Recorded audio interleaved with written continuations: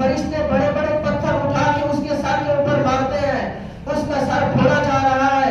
اب فرشتہ پتھر اٹھانے جاتا ہے، اب وہ سر دوبارہ درست ہو جاتا ہے۔ یہ سلسلہ مکمل جاری ہے، اس میں انقطاع نہیں ہے، بند نہیں ہو رہا۔ آپ ہم زدہ ہوئے، آپ نے پوچھا جبریل یہ کون ہے؟ فرمایا یا رسول اللہ یہ آپ کی امت کے وہ لوگ ہیں جو نماز سے بے توجہی کرتے ہیں، نماز کی طرف توجہ نہیں ہے، نماز ادا نہیں کرتے ہیں۔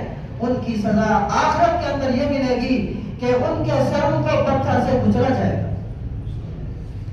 میرے محترم دوستو، آج دیکھ لیں تھوڑی سی غفلت کی وجہ سے انسان نماز کو چھوڑ دیتے ہیں، حالانکہ پکارنے والا پکار رہا ہوتا ہے اللہ اکبر اللہ اکبر، اللہ سب سے بڑا ہے، اللہ سب سے بڑا ہے، حی علی الصلاۃ حی علی الصلاۃ، آجو حقیقی کامیابی کی طرف، آجو حقیقی کامیابی کی طرف۔ ہماری غفلت کو وہ بار بار اذانیں ہو رہی ہیں، ہر مسجد سے آئی آواز آ رہی ہے اللہ اکبر حی علی الصلاۃ حی علی الفلاح، حقیقی کامیابی کی طرف آ جاؤ، لیکن ہم اس میں ذرا برابر بھی توجہ نہیں کرتے۔ میرے محترم دوستو، یہ دنیا چند روزہ زندگی ہے، انسان کو اپنا خیر خواہ بننا چاہیے، انسان کو اپنا دشمن نہیں بننا چاہیے۔ اللہ تبارک و تعالیٰ کسی بندے پر ظلم نہیں کرتے ہیں، لیکن وَلَٰكِنَّ النَّاسَ أَنفُسَهُمْ يَظْلِمُونَ، لوگ اپنی جانوں پر خود ظلم کرتے ہیں۔ اور پھر آپ صلی اللہ علیہ وسلم کا بزرگ ایک پتھر پر ہوا، ایک چھوٹا پتھر ہے، اس سے ایک بڑا بیل پیدا ہوتا ہے۔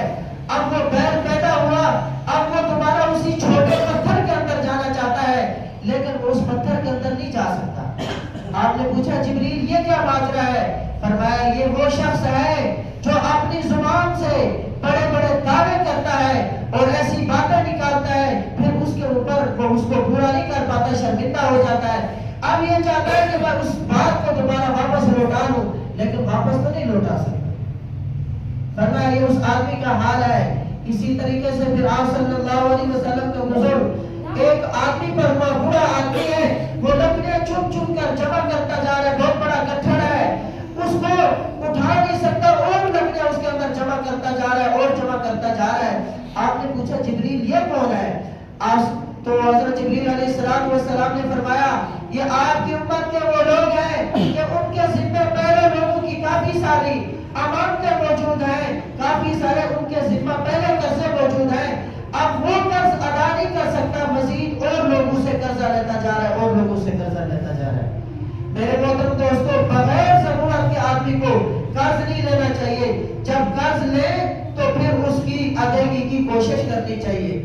اور اسی طریقے سے آپ صلی اللہ علیہ وسلم کا بزرگ ایک ایسی جماعت پر ہوا کہ ان کی شرم گاہوں پر چترے لپٹے ہوئے ہیں اور وہ ایسے چل رہے ہیں جس طریقے سے جانور چلتے ہیں، جہنم کے درخت کھا رہے ہیں، زقوم کا درخت، کانٹے دار درخت کھا رہے ہیں۔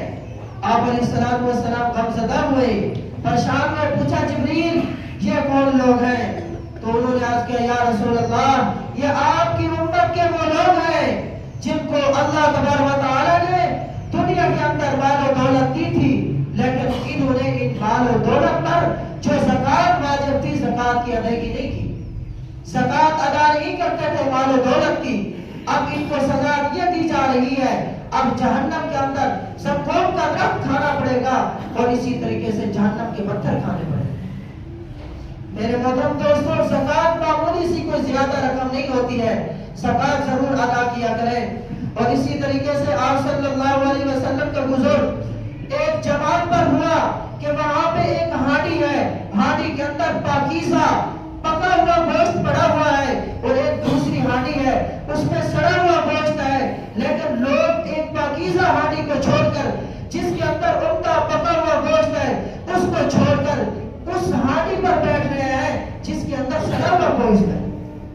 تو آپ نے پوچھا جبریل یہ کون ہے؟ فرمایا یہ وہ لوگ ہیں جن کو اللہ تبارک و تعالیٰ نے دنیا کے اندر ایک پاکیزہ نیک بیوی عطا کی ہے، وہ اپنی اس پاکیزہ نیک بیوی کو چھوڑ کر ایک ناپاک خاتون کے پاس جا کر رات گزارتا ہے اور صبح کر دیتا ہے۔ اور فرمایا اسی طریقے سے وہ خاتون ہے جس کو اللہ تبارک و تعالیٰ عطا کیا ہے، پاکیزہ مرد کو چھوڑ کر، اس کے بستر کو چھوڑ کر وہ ایک ناپاک آدمی کے پاس جا کر رات گزارتی ہیں۔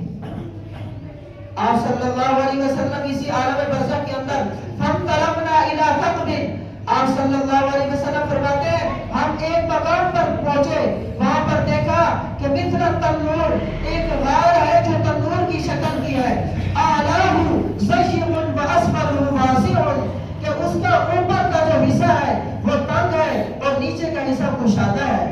جس طریقے سے تندور ہوتا ہے اوپر سے تنگ نیچے سے کشادہ ہوتا ہے، تتوقد تحتہ نار، اس کے اندر آگ بھڑک رہی ہے، آگ بھڑک رہی ہے، اور اس آگ کے اندر ننگے مرد اور ننگی عورتیں جل رہی ہیں۔ فَإِذَا اقْتَرَبَ ارْتَفَعُوا حَتَّى كَادُوا يَخْرُجُونَ إِلَيْهِ فَإِذَا خَبَتَتْ رَجَعُوا فِيهَا، فرمایا کہ وہاں پر دیکھا کہ آگ ہے، آگ چل رہی ہے، جب آگ کا شعلہ اوپر کو بلند ہوتا ہے وہ لوگ بھی شعلے کے ساتھ اوپر آ جاتے ہیں، حَتَّى كَادُوا يَخْرُجُونَ إِلَيْهِ، اتنے قریب ہو جاتے ہیں کہ وہ اس سے نکل جائیں لیکن وہ نکل نہیں پاتے۔ فَإِذَا خَبَتَتْ، جب آگ کا شعلہ نیچے جاتا ہے تو لوگ وہ بھی پھر نیچے چلے جاتے ہیں۔ اسی طریقے سے عذاب ان کو ہو رہا ہے۔ پوچھا گیا یہ کون لوگ ہیں؟ فرمایا یہ وہ لوگ ہیں جو دنیا کے اندر زنا کے اندر مبتلا ہے۔ میرے محترم دوستو، اللہ تبارک و تعالیٰ قرآن کریم کے اندر ارشاد فرماتے ہیں وَلَا تَقْرَبُوا الزِّنَا إِنَّهُ كَانَ فَاحِشًا، ایک ہے زنا کرنا، ایک ہے زنا کے قریب بھی مت جانا۔ زنا